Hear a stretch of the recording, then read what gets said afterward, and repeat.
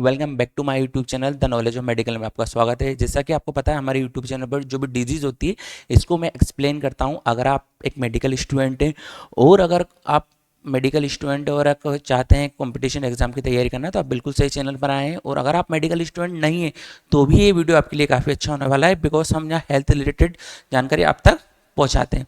देखिए, नया टॉपिक है, इस पर बात करते हैं हम। अल्सर। अल्सर क्या होता है? अल्सर घाव या जिसे हम छाले कहते हैं। ये चार प्रकार के होते हैं, चारों पे काफ़ी अच्छे से मैं डिस्कस करने वाला हूँ। देखिए, अल्सर क्या होता है?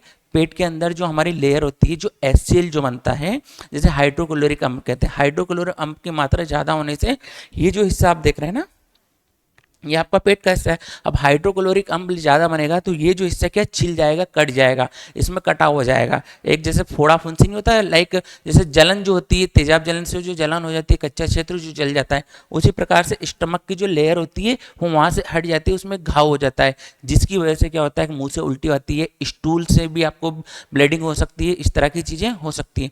अब कारण की हम बात करें तो कई तरह के कारण हैं। स्मोकिंग अगर आप ज़्यादा करते हैं तो एक कारण हो सकता है। उसके बाद हम बात करें एल्कोहल आप ज़्यादा लेते हैं तो हो सकता है। कई लोगों में हमने देखा है कि वो जर्दा रहता है, उसमें सुपारी भी मिला लेते हैं, चूना भी मिला लेते हैं, यह भी एक बड़ा कारण उसके लिए हो सकता है। तो ये सब चीज़ हमको अवॉइड करनी चाहिए। चलिए समझते हैं। Stomach ulcer. सबसे पहले स्टमक अल्सर जो पेट के अंदर होता है वो दो तरीके से होता है, ठीक है। पहला होता है कि इसे गैस्ट्रिक अल्सर के नाम से भी जानते हैं, ठीक है, जाना जाता है। पेट की परत में विकसित होता है या मुआवजा हो सकता है या तेजाब के जलने जैसे जलन होता है। देखिए, जब भी होता है ना तो ऐसा लगता है जैसे तेजाब से जला हुआ है, सुई किसी ने चुभोई हो। खाना खाने के तुरंत बाद आपको पेन हो सकता है, क्योंकि एचसीएल जब बनेगा तो स्वाभाविक सी बात है उसमें जलनपन होगी, तो पेट पकड़ कर पेशेंट बैठ जाएगा, काफ़ी समय तक बैठा रहेगा, कुछ खाने का मन नहीं करेगा। अगर खाना खाएगा भी उसके बाद सोचेगा काश खाना मैं नहीं खाता, बिकॉज जलन ही इतनी होती है। समझते हैं आगे। तेजाब से जलने से जलन होती है, कुछ खा रहा हो अंदर से, कुछ कीटनाशक चीजें खा रही हो, इतना उसमें पेन होता है। कहाँ होता है? देखिए, ये आपका पेट है, ठीक है। ये जो हिस्सा आप देख रहे हैं ना, ये परत हट गई है जिसकी वजह से ये घाव हुआ है, तो इसको स्टमक अल्सर कहेंगे। दूसरा डुओनल अल्सर क्या होता है? ये तो आपका पेट का हिस्सा है, लेकिन ये जो नीचे जा रहा है ना, जिसको छोटी आंत हम कहते हैं, छोटी आंत की तरफ होता है। लाइक ये यहाँ हो सकता है, यहाँ हो सकता है, या फिर पास में हो सकता है। तो ये जो छोटी आंत की तरफ हिस्सा होता है उसको डुओनल अल्सर कहते हैं। लगभग लगभग दोनों सेम ही होते हैं। आगे समझते हैं। थर्ड अल्सर पर बात कर लें, कॉर्निक अल्सर। कॉर्निक अल्सर डस्ट, धूल, मिट्टी की वजह से भी हो सकता है। ये अल्सर आंखों की सतह कोनों में दिखाई दे सकता है। यह संक्रमण सूझ क्षेत्र में सिंड्रोम या कोनों में चोट के कारण हो सकता है, किसी चोट के कारण हो सकता है, या वायरल इन्फेक्शन की वजह से होता है। लास्ट अल्सर पर बात करते हैं हम, अर्टिक अल्सर। ये क्या होता है? ये घुटने का जो नीचे का हिस्सा होता है ना, वहाँ होता है। जैसे पंजा हुआ, तलवे हुए, वहाँ पर हुआ, जो टो हुआ, अंगूठा हुआ, या अंगूठे के बीच का हिस्सा हुआ, उंगलियों के बीच का हिस्सा हुआ, जो पैर के नीचे का जो हिस्सा होता है ना, वहाँ पर ये अल्सर होता है। आमतौर पर ये टखनों में, पैरों में, पंजों में, एड़ियों में दिखाई देता है। इन्हें ठीक होने में महीने सप्ताह लग सकते हैं। या लाल पीले काले घाव, बाल रहित त्वचा और पैर में दर्द हो सकता है। तो चारों अल्सर पे हमने बात की। आगे चलते हैं। कोजेस ऑफ अल्सर, क्या कारण है अल्सर होने तक? सबसे पहले बात करते हैं हम stomach ulcer, also known as peptic ulcer. इसे पेप्टिक अल्सर के नाम से भी हम जानते हैं। या पेट के ऊपर का जो हिस्सा होता है ना, वहाँ की लेयर कटने की वजह से होती है, तो काफ़ी तेज उसमें जलन होती है, सुई चुभने जैसा दर्द महसूस उसमें होता है, ठीक है। इसका कारण ड्रिंकिंग, मैंने आपको स्टार्टिंग में बताया था, ड्रिंकिंग हो सकता है, जहाँ एल्कोहल आप ज़्यादा लेते हैं तो उसकी वजह से भी हो सकता है। Duodenal ulcer also use to cause by the bacteria helicobacter pylori. Helicobacter pylori की वजह से होता है। अब आप कहेंगे हेलिकोबैक्टीरिया पायरोली क्या होता है? तो यह एक बैक्टीरिया होता है। 1980 के पहले ऐसा पता था कि ये दोनों एक ही होते हैं, स्टमक अल्सर और बात की जाए ड्यूनल अल्सर एक ही होते हैं। बट ऑस्ट्रेलिया के दो साइंटिस्टों ने पता किया जिसका नाम था पायरोली, इसलिए इसका नाम एच पायलोरी रखा गया है। आगे बात करते हैं। कुछ एंटीबायोटिक दवाएं आप ले रहे हैं, पेन किलर ले रहे हैं, ज़्यादा मात्रा में आप इनको अगर लेते हैं तो उस वजह से भी ये हो सकता है। कॉर्निक अल्सर का रीजन मैंने आपको बताया, इन्फेक्शन होता है, बैक्टीरिया होता है, वायरस इन्फेक्शन होता है, इस तरह की चीज़ें होती है। अर्टिक अल्सर की अगर हम बात की जाए तो अर्टिक अल्सर में अगर आप पहले से कोई पेशेंट है, जैसे डायबिटीज़ का पेशेंट है, उसका आप टैबलेट ज़्यादा ले रहे हैं, ठीक है। लाइक आगे बात की स्मोकिंग आप ज़्यादा करते हैं, ठीक है, हेडेक है, टेंशन है, इस तरह की चीज़ें अगर आप कंटिन्यू करते आ रहे हैं तो इस वजह से ये चीज़ें बन सकती है। देखिए, एक डायग्राम के माध्यम से समझते हैं। ये छोटी आंत, बड़ी आंत और ये पेट है। देखिए, लीवर के नीचे जस्ट क्या जुड़ा होता है? लीवर के नीचे आपका पेन लेते हैं, लीवर है ये आपका, ठीक है। लीवर के जस्ट नीचे आपका स्टमक जुड़ा हुआ है, इसमें होता है आपका पेप्टिक अल्सर। और ये छोटी आंत है, छोटी आंत के जस्ट पास में आपका कौन सा होता है, ड्यूनल अल्सर। ये दोनों एक जैसे होते हैं लगभग लगभग। आंख के ऊपर का जो हिस्सा होता है उसमें जो अल्सर होता है उसको हम कहते हैं कॉर्निक अल्सर। और जो ये पंजे हुए, जो नीचे का हिस्सा हुआ, पंजा हुआ, एडी हुआ, ठीक है, लाइक ये वाला हिस्सा हुआ, ठीक है, और आपका जो टो हुआ उसके पास का हिस्सा हुआ, तो जो घुटने के बेसिकली घुटने के नीचे का हिस्सा होता है वहां है होता है। सिम्टम्स ऑफ अल्सर्स, क्या सिम्टम्स है? पेन, सीधी सी बात है, कहीं पर भी हुआ पेट के अंदर हुआ, पेप्टिक अल्सर हुआ तो पेट में दर्द होगा, पैरों में हुआ तो पैर में दर्द होगा।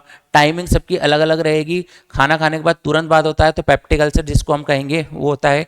कुछ अदर सिम्टम्स की बात की जाए तो इसमें वेट कम हो सकता है, ब्लीडिंग आ सकती है, काला स्टूल हो सकता है, वॉमिटिंग आपको हो सकती है, ये सारी चीज़ें आपको रहेगी।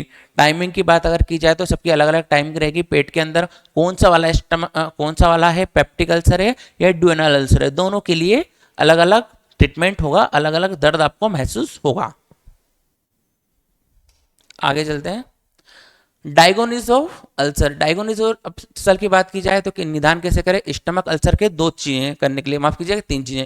पहला अपर एंडोस्कोपी, एंडोस्कोपी के माध्यम से पेट के अंदर उसको भेजा जाता है, एक छोटा सा कैमरा लगा होता है, उसको आगे भेजा जाता है पेट के अंदर।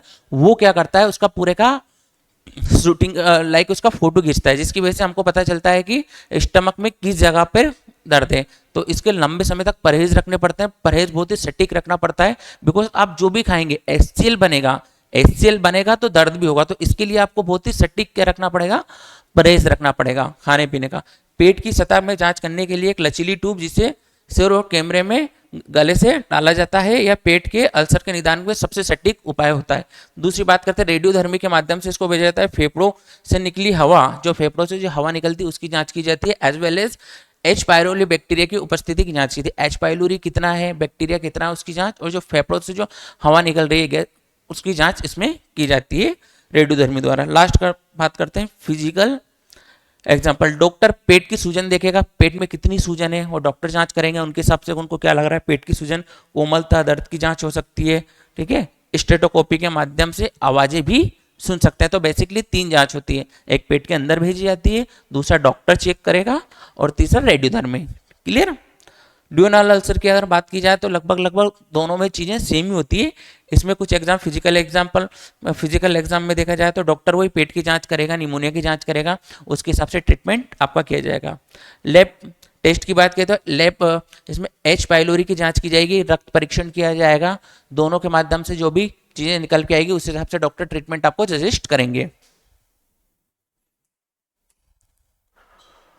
कॉर्निक अल्सर डायग्नोसिस देखिए, स्लिट लैब एग्जामिनेशन, एक विशेष देखिए माइक्रोस्कोप, आपने आंखों की अगर जांच कराई होगी तो आपने देखा होगा इस तरह से एक मशीन रहती है जहाँ आगे रखा जाता है और कुछ देखने को कहा जाता है आपको, लाइक उसी तरह से ये भी एक जांच होती है जिसमें आंखों में कुछ डाला जाता है और आपको देखने को कहा जाता है, जिससे कि आपकी रंग आप कितना देख पा रहे हैं, कलर आप कितना देख पा रहे हैं, इस तरह की जाँच आपकी आंखों की हो सकती है। टिश्यू सैंपल, अल्सर से एक छोटा ऊतक नमूना लेकर कारण के लिए भेजा जाता है प्रयोगशाला में। अल्टिक अल्सर का डायग्नोसिस की बात की जाए तो फिजिकल एग्जाम में बात की जाए तो डॉक्टर घाव और चमकदार त्वचा, बालों की कमी एवं भंगुर नाखून की जांच कर सकते हैं।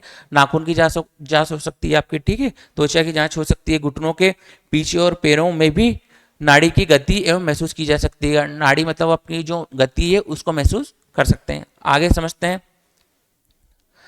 बेड साइड टेस्ट कुछ होते हैं, जैसे कैपिलर रिलीफ टेस्ट हुआ है आपका, पेशेंट हिस्ट्री जान सकते हैं, डॉक्टर मरीज से हिस्ट्री पूछेगा कि आप बताइए, डॉक्टर मरीज से बात करेंगे कि भविष्य में कुछ ऐसा हुआ तो नहीं, कहीं से चोट तो नहीं लगी है, उसके बारे में आपसे पूछ सकते हैं। डायबिटीज़ और हार्ट डायबिटीज जैसी इंटरनल चीज़ों के बारे में आपसे राय ले सकते हैं, पूछ सकते हैं। आगे चलते हैं। Treatment option, this is only for education purpose, हम सिर्फ एजुकेशन पर्पस के लिए बता रहे हैं, पर्सनल यूज के लिए नहीं है। समझते हैं। ट्रीटमेंट ऑप्शन की बात की जाए तो प्रोटॉन पंप इनहेलर पीपीआईएच जिसको कहते हैं, ये दवाएं पेट में एसिड से उत्पादन को कम करती है। पेट में एचसीएल जो बनता है उस एचसीएल को ये क्या करते हैं, कम करते हैं। एचसीएल की मात्रा को ये क्या करते हैं, कम करते हैं, सो दैट जो आपने खाना खाया, जो एसिड कम बनेगा तो जो घाव है उसके बढ़ने की संभावना थोड़ी सी कम रहती है। तो HCl की इसमें मात्रा को कम करता है जिससे कि अल्सर ठीक होने के दौरान उसे अधिक नुकसान ना पहुंचे। ठीक है, PPI कुछ दवाओं में ओमेप्रोजोल का यूज किया जाता है। यह भी एक दवा है जिसका उपयोग डॉक्टर करते हैं। एंटीबायोटिक की अगर हम बात करें तो एंटीबायोटिक में यदि अल्सर किसी जीवाणु संक्रमण जैसे H पायरोली के कारण होता है तो जीवाणु को मारने के लिए एंटीबायोटिक दवाओं की जरूरत होती है। देखिए H पायलोरी की मात्रा ज़्यादा बड़ी है, बैक्टीरिया की मात्रा ज़्यादा बड़ी, तो उसको कम करने के लिए, उसको मारने के लिए एंटीबायोटिक दवाओं का उपयोग किया जाता है। एच ब्लॉकर्स की बात करें, ये दवाएं हिस्टामाइन होती है जिसमें कि क्या होता है, परत को जो नुकसान हुआ है, जो परत आपकी जली है उसको रिकवर करने में इन दवाओं का उपयोग किया जाता है, जो एसिड की मात्रा में कमी करती है कुछ सप्ताह और पेप्टिक अल्सर को ठीक करने में मदद करती है। ड्यूनल अल्सर की बात करते हैं, लास्ट अल्सर, तो इसमें कुछ दवा होती है, कुछ दवाएं होती है, स्क्रीनशॉट ले लीजिए पहले तो जिससे कि आपको दवाओं का नाम पता रहे।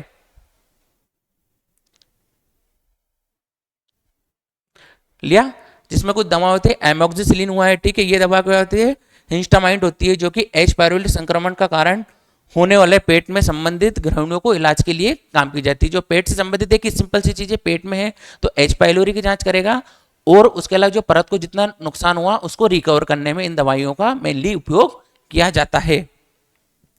टेट्रासाइक्लिन भी इसी के लिए होती है। टेट्रासाइक्लिन अल्सर से जुड़े बैक्टीरिया को मारने में मदद करती है।